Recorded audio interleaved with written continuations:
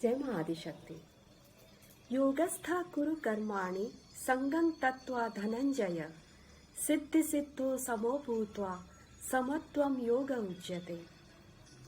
भगवत गीता में श्री कृष्ण ने धनंजय को समझाते हुए कहा था, हे धनंजय, योग में स्थापित होकर कर्म करो, साधना, सेवा और सत्संग के साथ रहकर सक्सेस या फेल्यूर की फिक्र मत करो। एवरी डे, हर रोज हम अपने आप से, ऊपर वाले से ये सवाल जरूर पूछते हैं कि आखिर हमारे साथ ही ऐसा बुरा क्यों हो रहा है। हमने तो कभी किसी का कुछ नहीं बिगाड़ा, फिर भी हमारे साथ ही गलत क्यों हो रहा है। कर्मा को जानने के लिए एक छोटी सी कहानी बताने की कोशिश कर रही हूँ। एक नगर में राजा था। अचानक उसके दिल में एक सवाल आया कि मेरे साथ पैदा हुए सारे लोग राजा क्यों नहीं हैं। नगर में ढिंढोरा पिटवाया, नगर के बड़े विद्वानों को बुलाया। सभा में पूछा गया कि हे विद्वान, हे साधुगण, मुझे ये बताइए कि मेरे साथ जितने भी लोग पैदा हुए हैं, सबकी किस्मत एक जैसी क्यों नहीं है। तब उसमें एक मंत्री ने कहा कि भगवान, आपके सवाल का जवाब हमारे पास तो नहीं। नगर के आखिरी छोर पर एक नदी है, नदी के पास एक कुटिया है, वहां एक साधु आए हुए हैं, उन्हें आप जाके पूछ सकते हैं। राजन दौड़ा दौड़ा गया और उस साधु से मिला। पूछा, हे भगवान, आप मुझे ये बतवाइए कि मेरे साथ पैदा हुए सारे लोगों की किस्मत मेरे जैसे क्यों नहीं है। साधु अंगार खा रहे थे। कहा, राजन, मेरे पास तुम्हारे सवाल का जवाब नहीं है। तुम जाओ, नदी पार करो और एक ठो कुटिया मिलेगी। उस कुटिया में जो साधु है, शायद वो तुम्हें बता दे। राजा वहां से दूसरे साधु के पास गया। साधु को वही सवाल फिर से दोहराते हुए पूछा, हे भगवान, मुझे ये बताइए, मेरे साथ पैदा हुए सारे इंसानों की किस्मत मेरे जैसे क्यों नहीं है। तब साधु थोड़ा गुर्राते हुए गुस्से में बताया कि तुम जाओ यहां से, मुझे परेशान मत करो। साधु मिट्टी खा रहा था।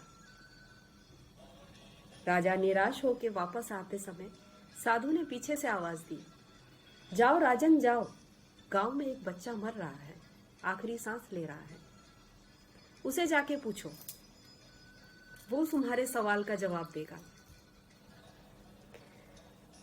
राजा गिरता पड़ता भाग भाग कर गया, उस आखिरी सांस लेते हुए बच्चे से ये पूछने कि मेरे साथ ही ऐसा क्यों हो रहा है, मेरे साथ पैदा हुए सारे बच्चों की किस्मत मेरे जैसे क्यों नहीं है। बच्चा मुस्कुराते हुए कहा, राजन, तुम जिस साधु दोनों से मिलके आए और मैं, हम चार पिछले जन्म में चार भाई थे। व्यापार करते जाते समय, जंगल पार करते वक्त रात अंधेरा हो गया। घर से लाया हुआ खाना चार हिस्सों में बंट गया। एक मुसाफिर वहां से गुजर रहा था, उसने हमें खाना मांगा। बड़े भाई ने कहा, अगर मैं अपना खाना तुम्हें दे दूं तो क्या मैं अंगार खाऊंगा। दूसरे ने कहा, अगर मैं अपना खाना तुम्हें दे दूं तो क्या मैं मिट्टी खाऊंगा। और मैं भी कुछ ना कुछ बहाना बनाकर छोड़ दिया, मना कर दिया। लेकिन राजन, तुम इतने दयालु थे कि तुम अपना सारा खाना उस मुसाफिर को दे दिया।